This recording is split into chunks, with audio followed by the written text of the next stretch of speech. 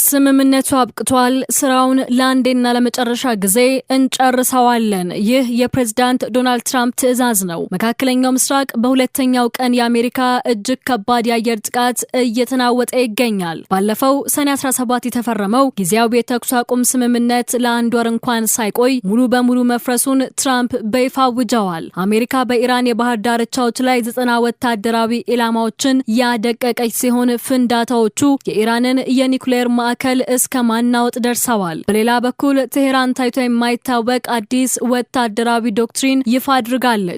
ለእያንዳንዱ አንድ ጥቃት በሁለት እጥፍ እንመልሳለን፣ የሆርሙዝ ሐይቅንም ሙሉ በሙሉ እንዘጋለን ብለዋል። ይበልጥ አስደንጋጩ ነገር ይህ የሁለተኛው ቀን ታላቅ ጥቃት የተፈጸመው በጦርነቱ የመጀመሪያ ቀን በአሜሪካና እስራኤል ጥምር ጥቃት የተገደሉት የኢራኑ የበላይ መሪ አያቶላህ አሊ ካሚኒ የቀብር ስነስርዓት በሚፈጸምበት በዚህ ቅጽበት መሆኑ ነው። ሁሉንም በዝርዝር እንዳስሳለን። አብራችሁን ቆዩ።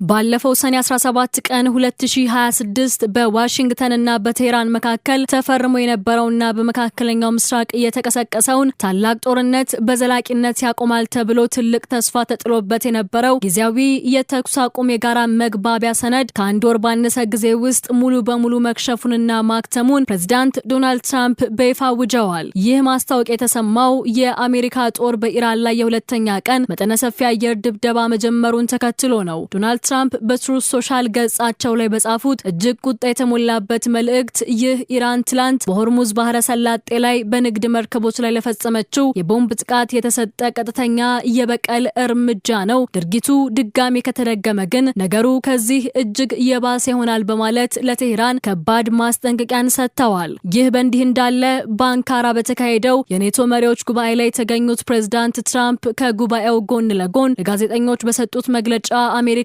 ጥቃቱ ወደ ኋላ እንደማትልና ኢራንን በዚሁ ምሽት በከባድ ሁኔታ ዳግም እንደምትመታ ማስታወቋ ነበር። ትራምፕ ሲናገሩ ይህ የሁለተኛው ቀን ጥቃት ለረጅም ጊዜ የሚቆይ ወታደራዊ ዘመቻ ላይሆን እንደሚችል የጠቆሙ ቢሆንም አክለው ግን ማንኛውም የሚሆነው ነገር በጣም በፍጥነት ነው የሚሆነው ወይም ደግሞ የአሜሪካ ጦር ስራውን ለአንዴና ለመጨረሻ ጊዜ ሊያጠናቅቀው ይችላል በማለት የኢራንን ወታደራዊ አቅም ሙሉ በሙሉ የማውደም ፍላጎታቸውን በይፋ አሳይተዋል። ትራምፕ ኢራንን በከፍተኛ ሁኔታ በመውቀስ በዓለም አቀፍ የንግድ መርከቦች ላይ ድሮንና ሚሳኤል በመተኮስ እጅግ መጥፎ ጸባይ እያሳየች ነው ሲሉ ከሰዋል። ይሁን እንጂ ይህ የትራምፕ የጦርነት ውሳኔ በአሜሪካ የፖለቲካ መድረክ ላይ ከፍተኛ ውዝግብና ተቃውሞን አስነስቷል። ታዋቂው የአሜሪካ ሴናተር በርኒ ሳንደርስ ትራምፕን በኤክስ ገጻቸው ላይ ጠንከር ባለ ቃላት እየነቀፉ ሲሆን ይህንን ግትርነትና ግዴለሽነት የተሞላበት ጦርነት ከኢራን ጋር በድጋሚ መለኮስ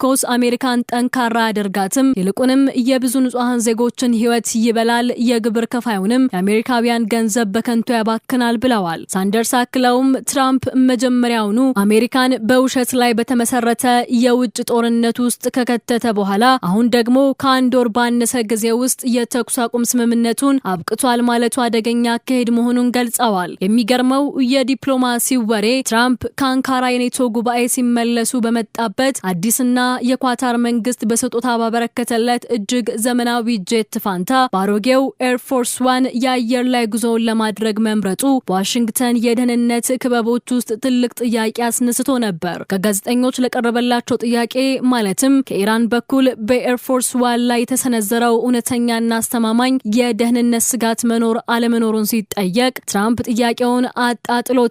እኔ ሁልጊዜም ስጋት ውስጥ ነኝ፣ ምክንያቱም በኢራን የጥቁር መዝገብ ላይ እኔ ቁጥር 1 ነኝ በማለት ምላሽ ሰጥቷል። የአሜሪካ ጦር ማዕከላዊ እዝ የፕሬዝዳንቱን ቀጥተኛ ትዕዛዝ ተከትሎ በሁለተኛው ቀን ያካሄደው ጥቃት ከመጀመሪያው ዙር እጅግ የላቀ መጠነ ሰፊ ነበር። ሴንትኮም ባወጣው ይፋዊ መግለጫ በኢራን የባህር ዳርቻዎች ላይ የሚገኙ 90 ወታደራዊ ኢላማዎችን መምታቱን አረጋግጧል።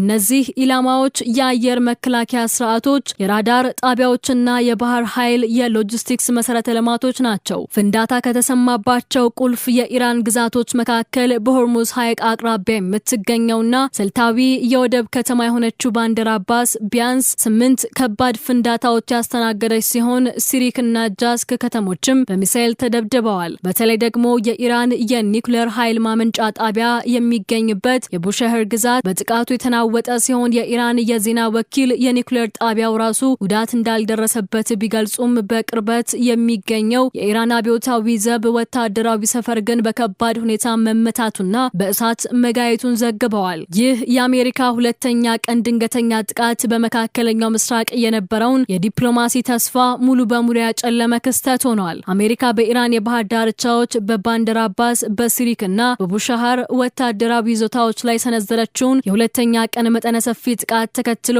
ቴሄራን የምዕራባውያንን ወታደራዊ ስትራቴጂስቶች እጅግ ያስደነገጠ አዲስ ወታደራዊና ስልታዊ ዶክትሪን ለዓለም ይፋ አድርጋለች። የኢራን የደህንነት ምንጮችን ዋቢ በማድረግ የሀገሪቱ የፕሬስ ቲቪ ዜና ወኪል እንደዘገበው የእስላማዊቷ ሪፐብሊክ ከፍተኛ የጦር መሪዎች ካሁን በኋላ ከአሜሪካ ለሚሰነዘርባቸው ለማንኛውም ጥቃት ምህረት የሌለውና እጅግ አውዳሚ የሆነ የ2-ለ-1 ያጸፋ ህግ ተግባራዊ ማድረግ ጀምረዋል። በዚህ አዲስ ስልታዊ መመሪያ መሰረት በኢራን መሬት ወይም ጥቅም ላይ ለሚሰነዘር ለእያንዳንዱ አንድ የአሜሪካ ጥቃት ኢራን በአጥቂው ኃይልና በአጋሮቹ ላይ ቢያንስ የ2 እጥፍ መጠነ ሰፊ ያጸፋ እርምጃ ትወስዳለች። ከዚህም በተጨማሪ የዓለም የኢኮኖሚ መተንፈሻ የሆነው የሆርሙዝ ኃይል ሙሉ በሙሉ ለሁሉም አይነት የባህር ትራፊክ ዝግ እንደሚሆን ተደንግጓል። የኢራን ወታደራዊ ምንጮች እንደገለጹት ባለፈው ወር የተፈረመው የመግባቢያ ሰነድ የሆርሙዝ ሐይቅን የትራፊክ ፍሰት የማስተዳደር መብት ሙሉ በሙሉ ለኢራን የሰጠ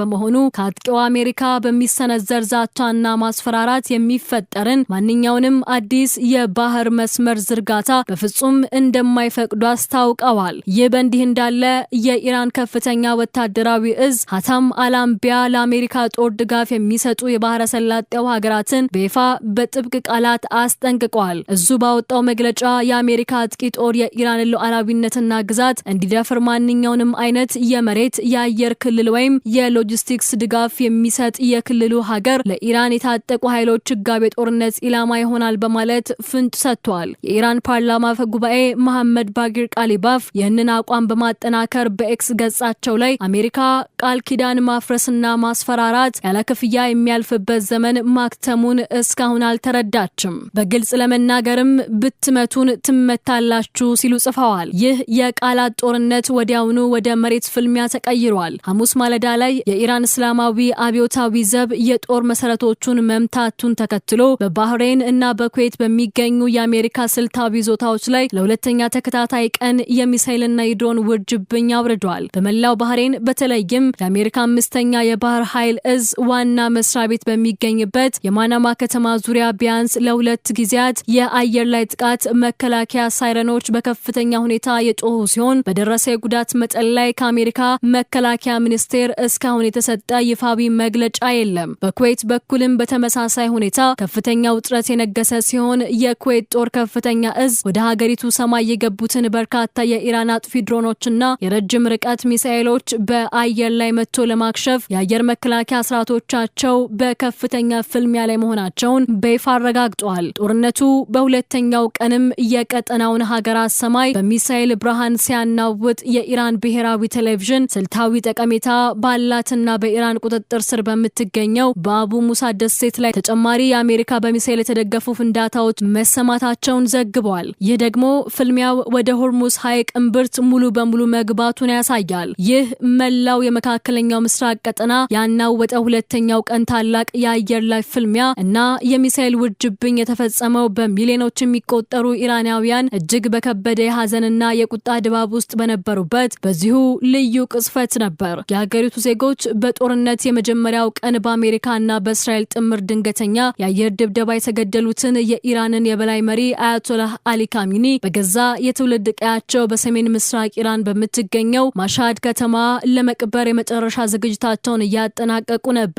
ለቀናት በመላው የኢራንና የኢራቅ ዋና ከተማ ሲዞር የነበረውና በሚሊዮኖች የሚቆጠሩ አልቃሾችን ወደ አደባባይ የሳበው ታላቁ የቀብር ስነ ስርዓት በሀገሪቱ ደቡባዊ የባህር ዳርቻዎች ላይ የሚሰነዘሩት የአሜሪካ ሚሳኤሎች አስፈሪ የፍንዳታ ድምጽ ጋር ለመጋፈጥ ተገዷል። ይህ ክስተት በኢራን በኢራን ህዝብና በወታደራዊ ክንፎች ውስጥ የበቀል ስሜትን ይበልጥ እንዲቀጣጠል ማድረጉን ቀጠናዊ ታዛቢዎች ይናገራሉ። በዚህ የሐዘንና የጦርነት ማዕበል ውስጥ የአሜሪካ የጦር መርከቦች ያነጣጠሩባቸው የኢራን ስልታዊ ይዞታዎች ዝርዝር ይፋ እየሆነ መጥቷል። የኢራን ይፋዊ የሜሄር የዜና ወኪል ባወጣው አስቸኳይ መረጃ በደቡባዊ ኢራን በሚገኘው የቡሻሃር ግዛት ላይ የአሜሪካ ጦር ያካሄደው ከባድ ድባብ በሰላማዊው የቡሻሃር የኒውክሌር ኃይል ማመንጫ ጣቢያ ላይ ምንም አይነት ቀጥተኛ ጉዳት አለማድረሱን አረጋግጧል። ይሁን እንጂ የኢራን ተማሪዎች የዜና ወኪል እንደዘገበው በጥቃቱ ሳቢያ በቻሃባር ከተማ ላይ ከባድ የኃይል መቆራረጥ ያጋጠመ ሲሆን ከሀገር ውስጥ የተወጠሩ